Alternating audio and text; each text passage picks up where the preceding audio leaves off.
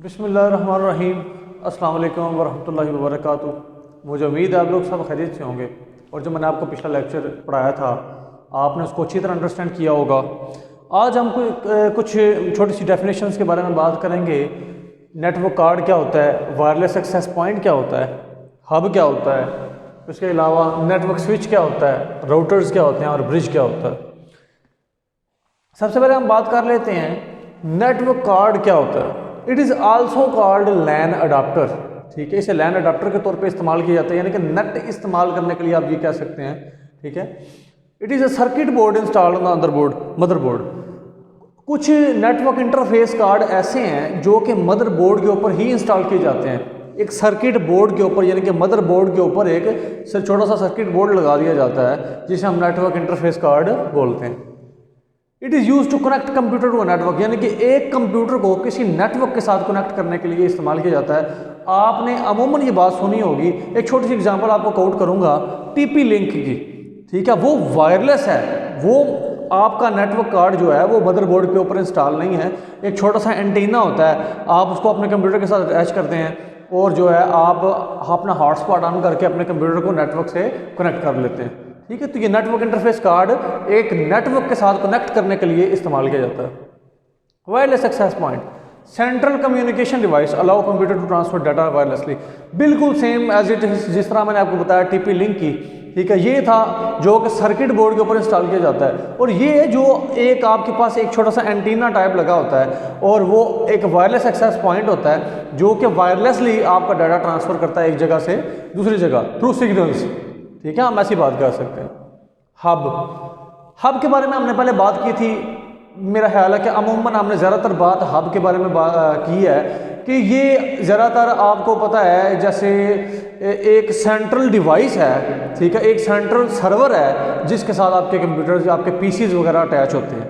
ठीक है, तो ये क्या है, multi station access point, multi station access unit, यानी कि आपके मल्टीपल कंप्यूटर्स उसके साथ अटैच हो जाते हैं। जैसे कि मैंने ये डायग्राम में देखे बनाया हुआ है, ये हब है, ये पीसी 1 2 3 4। ठीक है, ये 4 कंप्यूटर मैंने हब के साथ अटैच किए हुए हैं। ठीक है, तो अगर मिसाल के तौर पे हमारा पीसी 1 खराब हो जाता है तो हमारे पूरे के पूरे नेटवर्क पे कोई असर नहीं पड़ता, लेकिन अगर हमारा ये हब खराब हो जाता है तो हमारे पूरे का पूरा नेटवर्क खराब हो जाता है। ठीक है, ये कुछ हमारे पास ये डेफिनेशन थी। अभी हम बात करते हैं नेटवर्क स्विच की। नेटवर्क स्विच क्या होता है? It improves the efficiency of data transfer. ठीक है, आपके डाटा को ट्रांसफर करने के लिए वो एफिशिएंट वे बताता है कि आप इस तरह डाटा ट्रांसफर करें तो अच्छा डाटा आपको रिस्पांस मिलेगा। ठीक है, it receives message from one device and send message to only that device for which message was meant. ये सिर्फ और सिर्फ आपके वो मिसाल के तौर पर पीसी 1 चाहता है कि पीसी 4 को मैसेज भेजे तो वो पीसी 1 से क्या करेगा, मैसेज रिसीव करेगा और सिर्फ उसी को भेजेगा जिसका एड्रेस उसको दिया गया होता है। ठीक है, ये एक बेस्ट रूट निकाल के वहाँ पे डाटा को ट्रांसफ़र करता है। ये ऐसा हब की तरह नहीं करता कि आपका रिसीव उसने सिग्नल किया है और सबके पास भेजेगा, जिसका एड्रेस मैच होगा वो उसमें रख लेगा। ऐसा काम नहीं करेगा। ये नेटवर्क स्विच क्या करेगा, सिर्फ उसी को ही मैसेज भेजेगा जिसके लिए सेंड किया गया। ठीक है,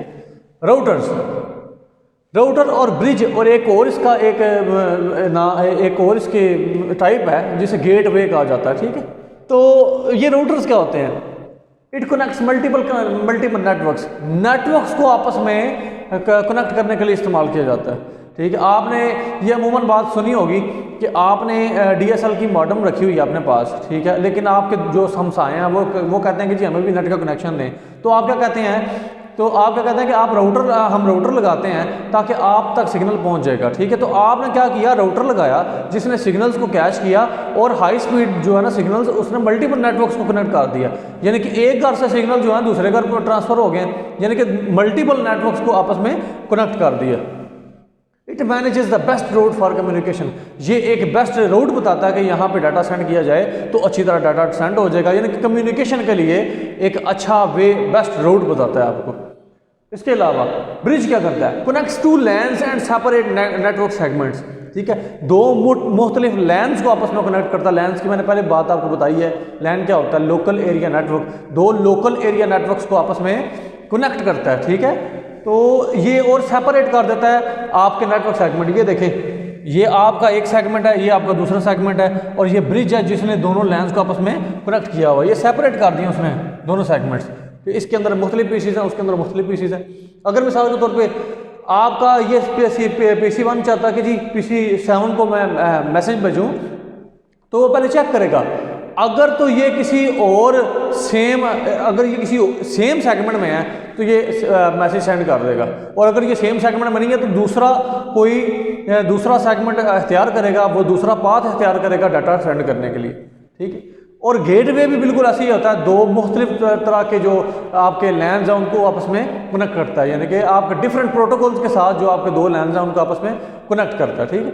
ये मुख्तलिफ हमारे पास डेफिनेशन थी, और ये मैंने इनके बारे में आपको बताया। मुझे उम्मीद है आपने इसको अच्छी तरह समझा होगा। इंशाल्लाह कल हम अपना बहुत ज़्यादा इंपॉर्टेंट टॉपिक पढ़ेंगे, वो है नेटवर्क टोपोलॉजीज़। ठीक है। इंशाल्लाह मुझे उम्मीद है इसमें से आपको कोई इशू नहीं बनेगा। अगर आपको कोई इशू बनता है आप मुझसे रब्ता करें, इंशाल्लाह आपकी तमाम क्यूरीज हल करने के लिए अवेलेबल हूँ। अपनी दुआ में याद रखें। जज़ाकल्लाह खैरा। अस्सलाम वालेकुम व रहमतुल्लाह।